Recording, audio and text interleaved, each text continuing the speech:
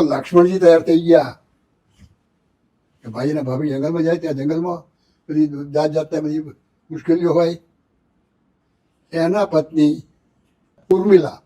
ઉર્મિલાએ એક પ્રશ્ન પૂછ્યો નથી કે તમારે શું દાટ્યું છે, મારે શું કરવાનું.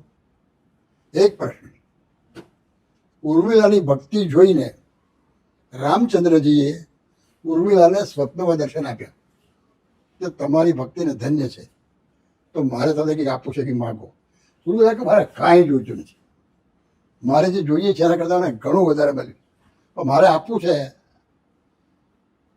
ઉર્મિલા મારે કાંઈ જોઈતું નથી. ત્રીજી વાર કહ્યું તો ઉર્મિલા કે તમારે જો આપવું જ હોય તો એવું આપો કે હું લક્ષ્મણજીને કદી યાદ જ ના આવું. હું યાદ આવું તો તમારી સેવામાં ફેર પડે.